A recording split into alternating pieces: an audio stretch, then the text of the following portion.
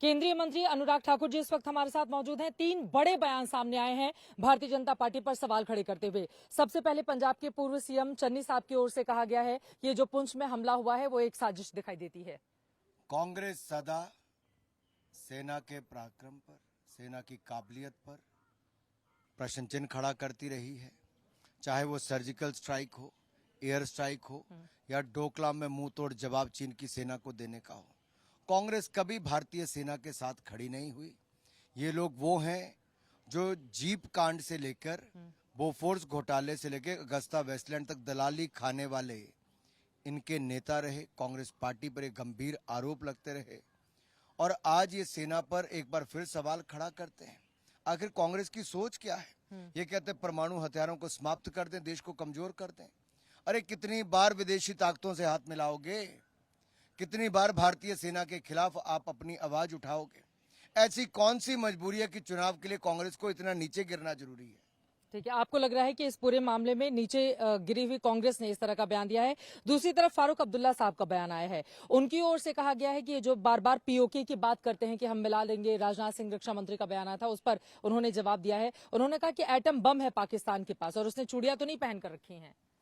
फारूक अब्दुल्ला जी और राहुल गांधी जी पाकिस्तान के जितने मर्जी गुणगान कर ले, मैं इतना ही कहूंगा, अगर भारत ने घर में घुसकर मारा है, एयर स्ट्राइक, सर्जिकल स्ट्राइक करके दिखाई है, धारा 370-35 से जम्मू कश्मीर से हटाई है, जब फारूक साहब और बाकी सब कहते थे खून की नदियां बह जाएंगी, आज वहां शांति है, अमन है, चैन है, खुशहाली है, चेहरे पे मुस्कान है।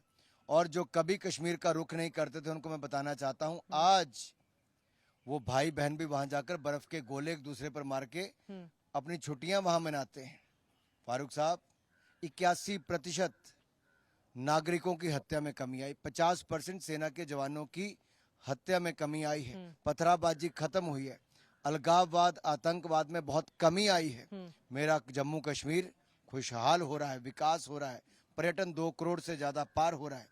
ये इनको मंजूर नहीं, क्योंकि ये 3 परिवारों की राजनीति केवल लूट लूट और लूट की थी।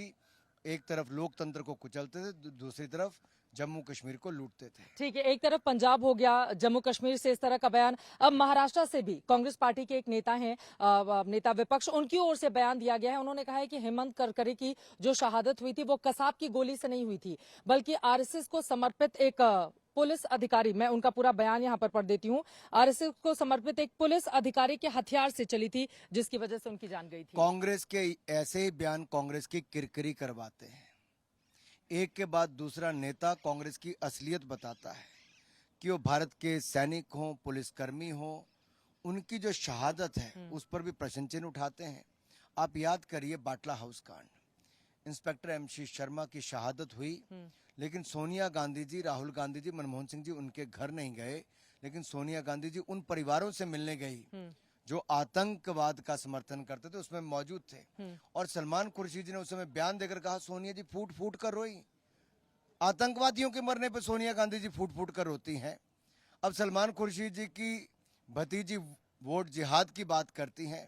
मैं उनको कहना चाहता हूं, ये जिहाद और फसाद के दिन नहीं है। भारत बाबा साहब अंबेडकर के लोकतंत्र से चलता है, उनके संविधान से चलता है। और ये फतवे और फरमान जारी करने वाले समझ लें, संविधान से देश चलेगा, इनके फरमान से नहीं चलेगा, जिहाद से नहीं चलेगा। तो आपको क्या लग रहा है, कांग्रेस पार्टी के नेताओं के इस तरह के जो बयान है, चाहे चन्नी साहब के हों, चाहे महाराष्ट्र के विजय साहब के हों, ये बयान क्या कांग्रेस पार्टी को नुकसान पहुंचाएगा? और पाकिस्तान की एंट्री क्यों हो रही है चुनाव में इस तरह से? ये पाकिस्तान में बैठे अपने आकाओं को खुश करना चाहती है कांग्रेस पार्टी। वहां से भी बयान आते हैं इनके समर्थन वाले, तारीफ के पुल बांधे जाते हैं पाकिस्तान के नेताओं द्वारा कांग्रेस के नेताओं के। लेकिन चित्रा जी, आप देखिए, परमाणु हथियारों को नष्ट करने की बात जब कांग्रेस की तरफ से आती है, सेना की काबिलियत पर प्रश्न चिन्ह खड़ा करते हैं, तो ये सवाल देश के अंदर उठता है कि कांग्रेस की कौन सी मजबूरी है कि चीन का और पाकिस्तान का साथ लेना जरूरी है? ऐसी कौन सी विदेशी ताकतें हैं जिनका हाथ कांग्रेस के हाथ के साथ मैनिफेस्टो में भी दिखता है और इस तरह की बातें सामने आती है? तुष्टिकरण की राजनीति में आज स्त्री धन और आपकी संपत्ति भी अगर सुरक्षित नहीं नजर आती, 8 दिन मुझे पूछते होंगे कि देश को जवाब दीजिए, लोगों का क्या क्या छीनने की तैयारी कांग्रेस कर रही है, जो सर्वेक्षण के बाद कहती है आपका ये लेके हम दूसरे को देंगे तो क्या क्या छीनने वाले हैं। चलिए ठीक है। केंद्रीय मंत्री अनुराग ठाकुर को आप सुन रहे थे, यहां पर निशाना साधते हुए कांग्रेस पार्टी पर यकीनन जिस तरह का बयान चन्नी की ओर से दिया गया है या महाराष्ट्र कांग्रेस के नेता जिस तरह का बयान दे रहे हैं उसको लेकर अब देश की राजनीति में सियासत और ज्यादा तेज होगी। आगे इस पूरे मामले में अब किस तरह से पॉलिटिक्स बढ़ेगी उस पर रहेगी आज तक की नजर। कैमरामैन पवन कुमार, संजय कुमार के साथ चित्रा त्रिपाठी, आज तक।